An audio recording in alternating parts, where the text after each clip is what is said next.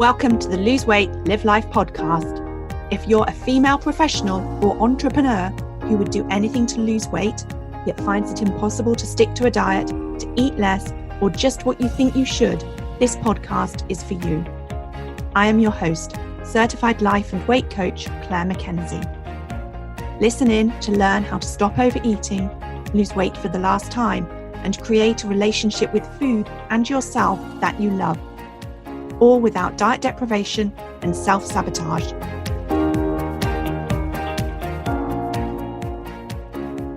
Hi everyone, Happy New Year and a very warm welcome to episode number 22.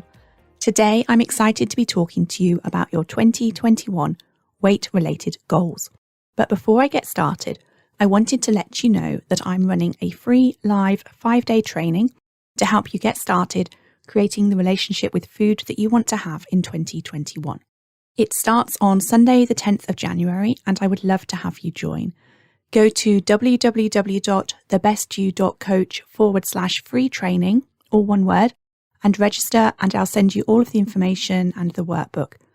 And if you've done one of my free trainings before, you'll know I do a great prize draw for those of you who show up and take part. Okay, so let's get started with today's topic, which is all about weight goals and goal setting and the process of achieving those goals. Now, according to Google, the New Year resolution failure rate is 80%. And I was even quite surprised at that number. I thought it would be much higher. My pattern of setting New Year resolutions in the past were likely to have looked like failure by at least a few weeks in, sometimes even a few days. My goals, my intentions, my resolutions were very well intended, but without a clear plan, strategy and a support network in place, nor even an understanding of how to change habit and behaviour, the odds were unlikely to be in my favour. But having now spent years studying, getting certified and helping hundreds of women lose weight, I am excited at the prospect of sharing what I have learned with you here today with regards to goals and intention setting, so that you can set yourself up for creating the relationship with food, yourself, and your life that you want in 2021. So first, let's consider, should you even set a weight loss goal? Now, I've worked with lots of women who find that setting specific weight loss goals helped them stay focused and believed it contributed to them getting the positive outcome that they wanted.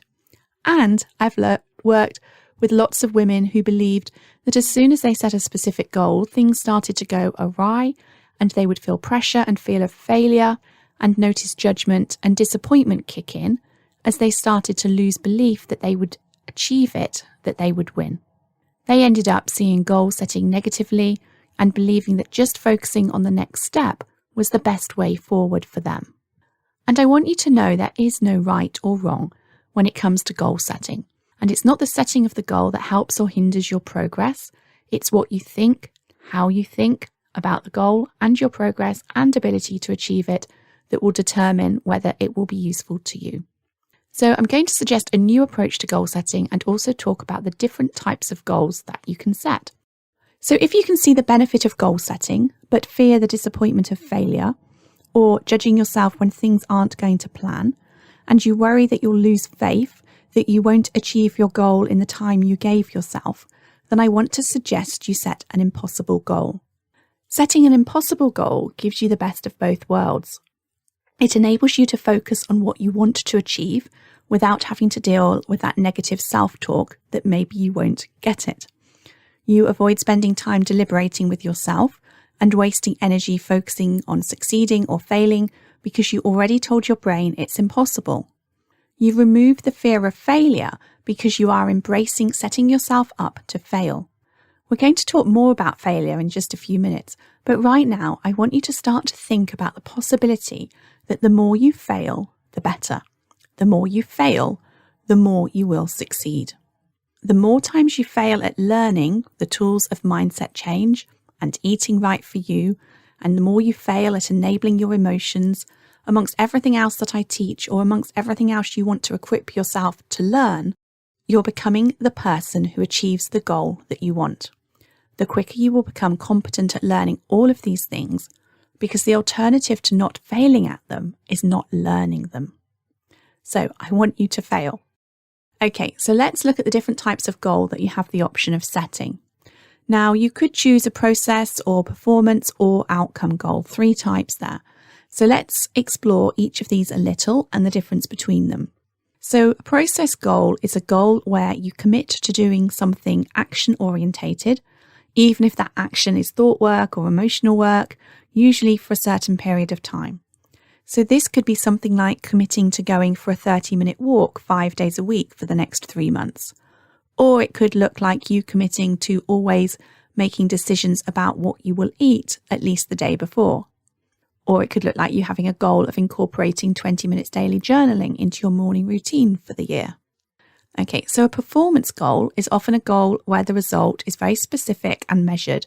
So this could be setting a goal to weigh a certain number on the scales by a certain date, or a goal to be able to run a certain distance, or if you're diabetic, for example, a goal to get your HbA1c to a certain level. And so then the last one, the outcome goal, is about setting the outcome of what you think the process or performance goal will be giving you as your goal itself. So this type of goal is often more difficult to make tangible and SMART. And by SMART, I mean the acronym that you may have been taught to use for goal setting in other areas of your life. So the SMART acronym stands for specific, measurable, achievable, relevant, and timely. Examples of outcome goals maybe are you getting rid of the aches and pains you've been experiencing once you cut sugar and refined carbs from your diet and you get to the weight that you want to be. Or an outcome goal for you could be you feeling more confident and enjoying social situations more, maybe because you can wear clothes that you like or because you've done the all-important work of learning to love yourself. Okay. So now you have plenty to think about with regards to deciding what type of goals you would like to set. And as a part of doing that, I think it's also worthwhile deciding what your compelling reasons are. What are the whys of your goals? Why is your goal important to you? Why do you want to achieve it? What will achieving it do for you? Do the work of really deciding or reminding yourself of the reasons why you want the goal that you want at every opportunity. Now, as a part of you thinking about where you want to be and your goals for next year, I also encourage you to take time out to think about where you are right here, right now. What's your starting point and what's the gap between where you are here today and where you would like to be by midnight on 31st of December 2021? And that's not just noticing that to be the weight you want to be in 12 months' time, you will need to lose 4 stone. It's taking the time to think about how you will want to change as a person to achieve your goal. How will you be wanting to think differently, feel differently, and show up differently for you? How will you be different in 12 months' time than you are here today? So, for example, if you constantly eat comfort foods because you have an inner critic voice in your head constantly telling you that you're not good enough, then in order to achieve the goals you want, whether they are process, performance, or outcome related, you're going to want to become someone who doesn't need to eat for comfort because you have built a better relationship with yourself. You're going to want to become the person who has stopped listening to her inner critic and knows how to talk back to her instead. Okay, so what else am I encouraging you to think about here? Well, how about having plans to fail your way to your goal, plans to decide what to do the day after you mess up, and plans to take care of your negative thoughts and feelings? What might they look like? So when I talk about you failing your way to your goal, I'm suggesting you give yourself the opportunity to create a journey of change that is based on learning and not chance, and failure is the best way to do that. Many of us have spent much of our lives being so wrong about failure. We make it mean that something has gone wrong or that there's something wrong with us, when in fact failure done right is the secret sauce that will get you to success.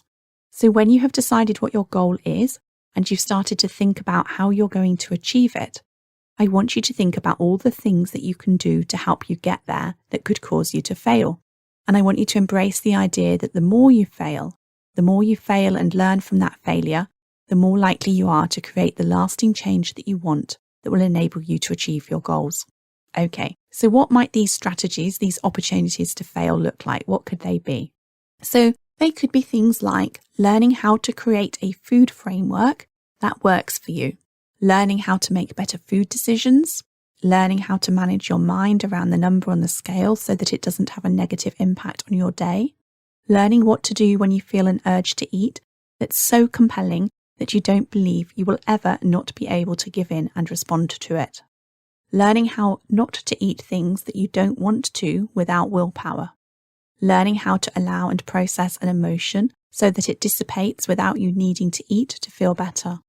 And if you want help with any of these, if you want the opportunity to acquire the knowledge and the steps to learn and the coaching to help you apply the skills to your life and a whole lot of other skills too, then do check out the coaching programs that I offer. Now, your strategy may well be to not go it alone this year and reach out to someone who can help you, who can do some of that heavy lifting of figuring it all out. Okay. So once you have your strategies in place, you're going to want to consider more obstacles that could maybe get in your way. I want you to think about all the things that could go wrong. Now, these could be things like a life event, such as you or a loved one getting sick. It could be something like you reaching a weight loss plateau and starting to lose belief that you will get to where you want to be. It could be you believing that you've lost your motivation, or you starting a new job and thinking you have much less time and so can't focus on your weight and health, and lots more. Think about every possible thing that could go wrong, that could get in your way, that could stop you achieving your goal. Once you know what your obstacles could be, you're then going to want to create a plan, a strategy for overcoming each and every one of them. So, for example, if you think it's possible that you may end up with not enough time to focus on your weight because of a new work commitment, you might decide ahead of time that you would learn to either batch prepare food to save you that time, or utilize a meal planning ingredient type service, or even a food delivery service so that you can put all your attention onto work and still eat healthy meals. So let's summarize a couple of key points that I want to leave you with today. I want you to consider setting an impossible goal, a goal that will help you learn all the tools and skills for permanent weight loss, and where the emphasis is on that learning and failing forward, not on just the goal itself. An impossible goal will support you spending a year of practicing these skills and failing at them. And if you spend a year practicing how to learn the skills of eating right for you, becoming boss of your food brain, managing your eating mindset, enabling your emotions instead of numbing them with food, learning to love yourself no matter what you weigh and eat, and discovering how to create a life you love or just love your own life more, you will be a very different person at the end of 2021 than you are right now. The more you practice these skills and fail at them, the more weight you will lose. The more you will embrace the journey towards your impossible goal. Because of course you're not wasting energy worrying about whether or not you're going to achieve it. The closer your ideal weight you will be, or if you don't have much to lose, then the longer you will have been at the weight you want to be, having found food freedom earlier in the year. So it's the journey that's what's important here, not just the destination. And I want you to love the journey. When you love the journey, and loving the journey is what I want to help you with this year, getting to the destination is inevitable. Okay, so thank you for listening today. Remember that I have a free training starting on the 10th of January, and you can sign up at www.thebestyou.coach/free training. Now have an amazing week and an amazing January and an amazing year. Okay, so that's what I have for you this New Year's Day. Now, if you want help to achieve a weight loss related goal in 2021, then please do consider joining either the My One Life Academy membership program or the Lose Weight, Live Life Mastermind. Both of these programs will take you through the process of setting and achieving your 2021 goal. Doing that inside of My One Life Academy is very much a self-paced approach that is great for those of you that are good at holding yourself accountable. And doing that inside of the Lose Weight, Live Life Mastermind will give you the opportunity to take the journey of achieving your 2021 goal in collaboration with me and a small group of like-minded women.